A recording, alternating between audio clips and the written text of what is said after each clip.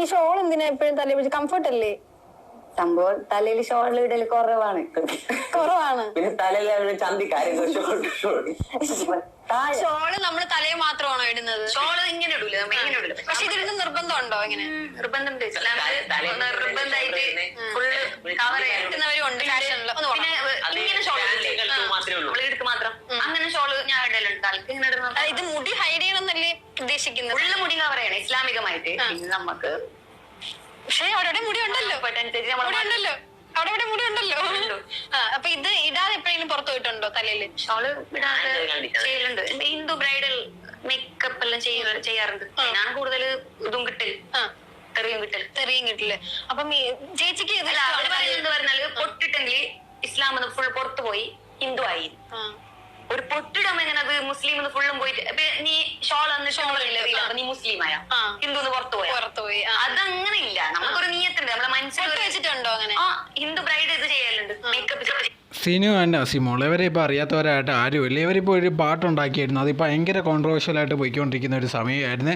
അതൊരു നല്ല പാട്ടല്ല. ഒരുപാട് പേരുണ്ട് ഇവനൊക്കെ എന്തിനും ഇങ്ങനത്തുള്ള പാട്ടുണ്ടാക്കുന്നതെന്ന് പറഞ്ഞ് ഒരുപാട് പേര് അങ്ങനെ ഒരു രീതിയിലുള്ള റിവ്യൂസ് അങ്ങനത്തുള്ള കാര്യങ്ങൾ പറഞ്ഞുകൊണ്ടിരിക്കുമ്പോഴാണ് അടുത്ത വേറൊരു കുരുക്കിൽ ചെന്ന് ചാടിയിരിക്കുന്നത്. അത് വേറൊരു ഇൻ്റർവ്യൂവിൽ ഇവർ രണ്ടുപേരും ഉണ്ടെങ്കിൽ പങ്കെടുക്കുമ്പോഴത്തേക്ക് ഇവർ പറഞ്ഞ കാര്യങ്ങളാണ് വളരെയധികം കോൺട്രവേഴ്ഷ്യലായിട്ട് ഇപ്പോൾ പോയിക്കൊണ്ടിരിക്കുന്നത്.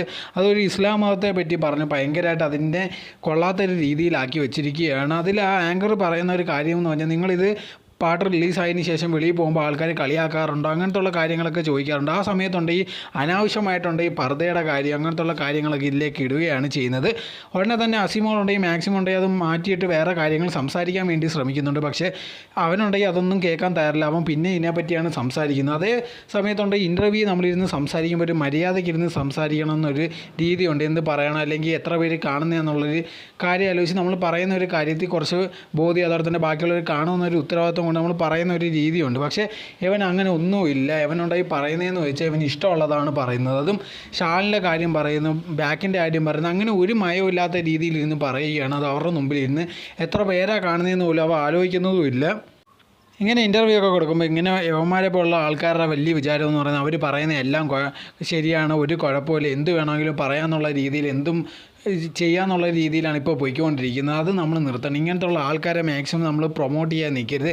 അങ്ങനെ നമ്മൾ പ്രൊമോട്ട് ചെയ്യുന്നതുകൊണ്ട് മാത്രം അല്ലെങ്കിൽ ഇവർ എന്ത് ചെയ്താലും നമ്മൾ കാണും, അതിന് റിയാക്ട് ചെയ്യുന്ന അറിയുമ്പോഴാണ് യവന്മാരെ പോലുള്ള ആൾക്കാർ വേറെ കാര്യങ്ങൾ ചെയ്യാൻ നിൽക്കുന്നത്. ആദ്യമേ യവന്മാരെ പോലുള്ള ആൾക്കാരെ ഒന്ന് ഇൻ്റർവ്യൂവിനെ വിളിക്കരുത്. സോ ഇൻ്റർവ്യൂവിന് കൊണ്ടുവരുമ്പോഴത്തേക്ക് വേറെ നല്ല ആൾക്കാരെ കൊണ്ടുവന്ന ആൾക്കാർക്ക് നല്ല അറിവ് അങ്ങനത്തുള്ള കാര്യങ്ങളൊക്കെ പകരുന്ന ആൾക്കാരെ കൊണ്ടുവന്നാൽ തീർച്ചയായിട്ടും ബാക്കിയുള്ളവർക്കും വളരെയധികം ഗുണമുള്ളൊരു കാര്യമായിരിക്കും. പക്ഷേ ഇപ്പോഴത്തുള്ള ആൾക്കാർ അങ്ങനെയൊന്നും ശ്രദ്ധിക്കുന്നില്ല. മെയിനായിട്ടുണ്ടെങ്കിൽ TRP അല്ലെങ്കിൽ ആൾക്കാരധികം കാണാനും അവരുടെ വ്യൂസിനോ അല്ലെങ്കിൽ വ്യൂ കൂട്ടാനും വേണ്ടിയാണ് ഇവർ ഇതേപോലത്തുള്ള കോപ്രായങ്ങൾ കാണിക്കാനും വേണ്ടിയാണ് ഇൻ്റർവ്യൂസ് ഉണ്ടെങ്കിൽ ഇവരെ പോലത്തുള്ള ആൾക്കാരെ വിളിക്കുന്നത്. സോ ഇങ്ങനത്തുള്ള കാര്യങ്ങൾ മാറ്റിയാൽ തന്നെ വളരെയധികം നന്നായിരിക്കും.